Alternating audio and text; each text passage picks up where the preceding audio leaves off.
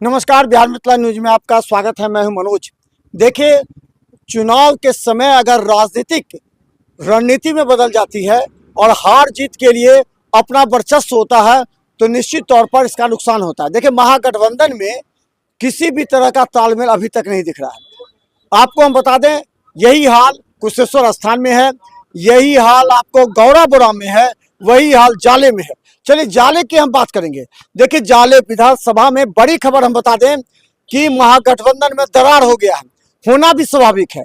देखिए, जिस तरह से उस्मानी जो कि कांग्रेस के नेता थे और लगातार जाले विधानसभा में रात हो सुबह हो दिन रात काम कर रहे थे।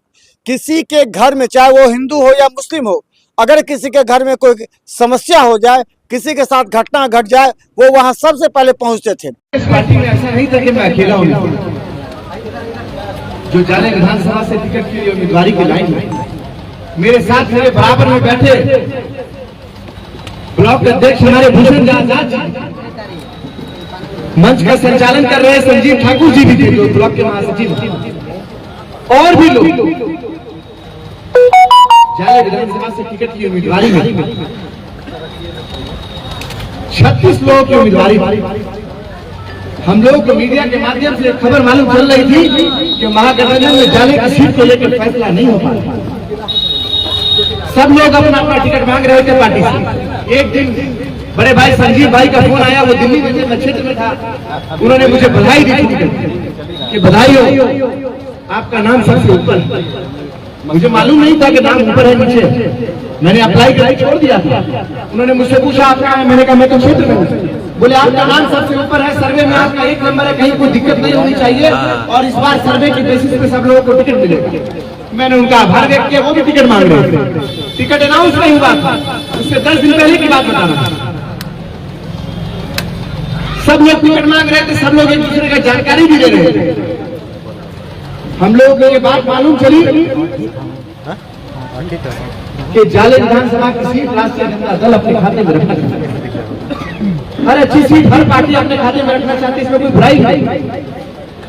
लेकिन जब मालूम चला शीर्ष नेतृत्व कांग्रेस के राहुल गांधी जी ने डायरेक्ट इंटरफेयर करके जाले की सीट को अल्पसंख्यक कोटे की सीट के रूप में राष्ट्रीय जनता दल के राष्ट्रीय अध्यक्ष आदरणीय लालू प्रसाद यादव जी से मांग की, तेजस्वी यादव जी से मांग की, और उनकी मांग को लालू जी ने तेजस्वी जी ने समर्थन दिया, सुना और जाले की सीट को अल्पसंख्यक कोटा के लिए दे दी।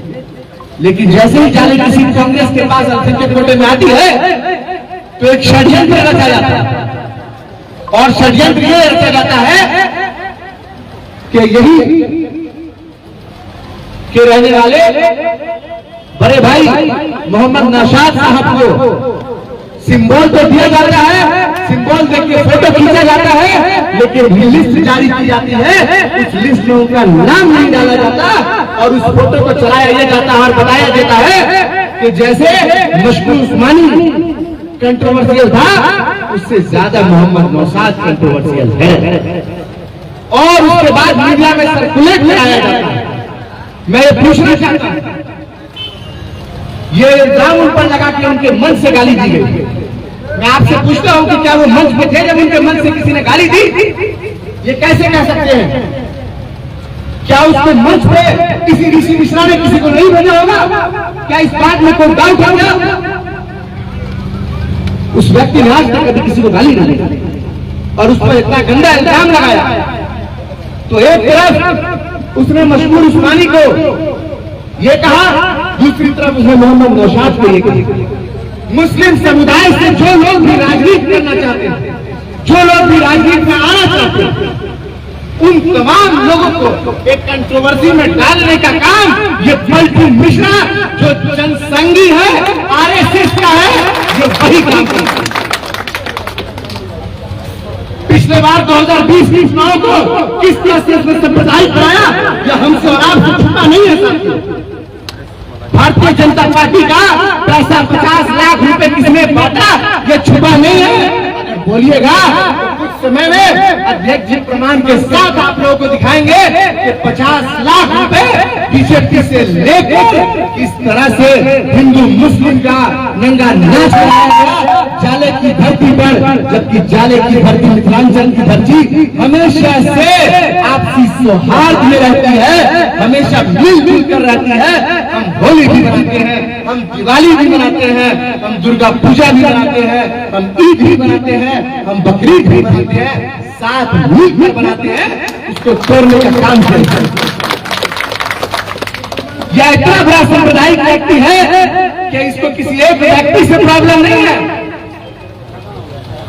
इसको एक व्यक्ति से प्रॉब्लम नहीं है, इसको तमाम मुस्लिम कौम से, माइनॉरिटी कम्युनिटी से प्रॉब्लम है।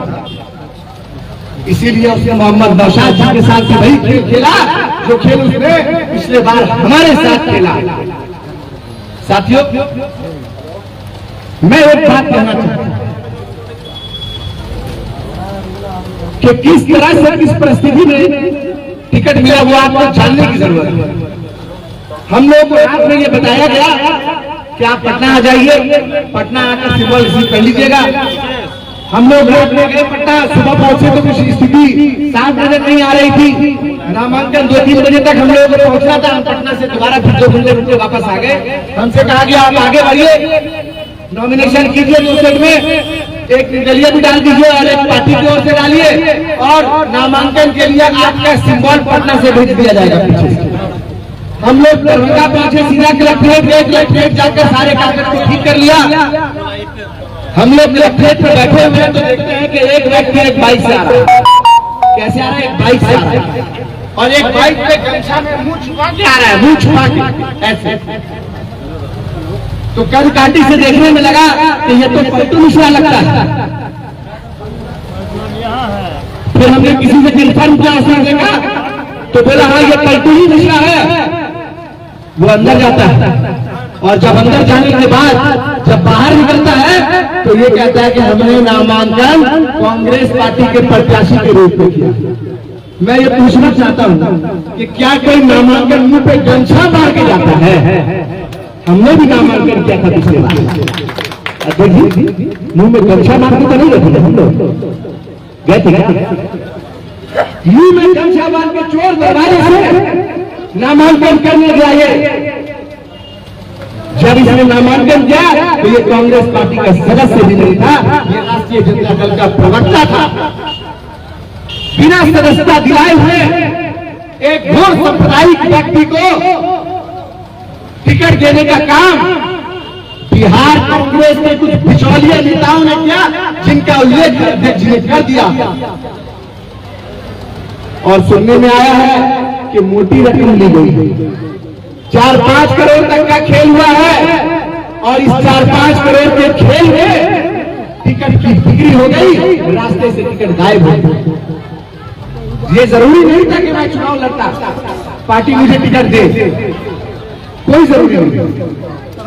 मैंने एक वक्त ये प्रस्ताव रखा कि अगर आपको लगता है कि मुझे नहीं लड़ना चाहिए तो आप हमारे ब्लॉक के देख भूषण आजाद जी को, हम लोग साथ मिलकर संघर्ष करते हैं।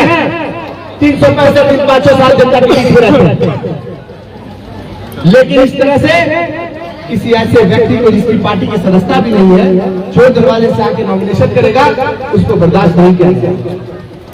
चूंकि ये राहुल गांधी जी का फैसला नहीं है, हमें अच्छे से मालूम है कि ये सीट अल्पसंख्यक कोटे के लिए दी गई। हम लोगों को दिल्ली से बताया गया, कंफर्म किया गया, तो ये सीट को राताराती बेचने का काम बिहार प्रदेश के कांग्रेस के नेताओं ने किया। और जिन नेताओं ने किया उनकी वीडियो रिकॉर्डिंग, ऑडियो रिकॉर्डिंग तमाम प्रेस के पास पहुंच चुकी है, और ये बात जब जाहिर हो चुकी है कि इस चुनाव को बर्बाद करने का काम इन नेताओं ने किया, इन दलालों ने किया। साथियों, पूरे बिहार की जिम्मेदारी तो अकेले हम लोग नहीं लेते कि पूरे बिहार में क्या हुआ, लेकिन एक जिम्मेदारी ले सकते हैं कि हमारे विधानसभा के अंदर जो गलत हुआ है, उस गलत का हम लोगों को जवाब देना होगा। मैंने तो नॉमिनेशन डाल के छोड़ दिया, मैंने सोचा देखते हैं, लेकिन लोगों का कॉल आना शुरू, लोग आने लगे, और लोगों ने एक ही बात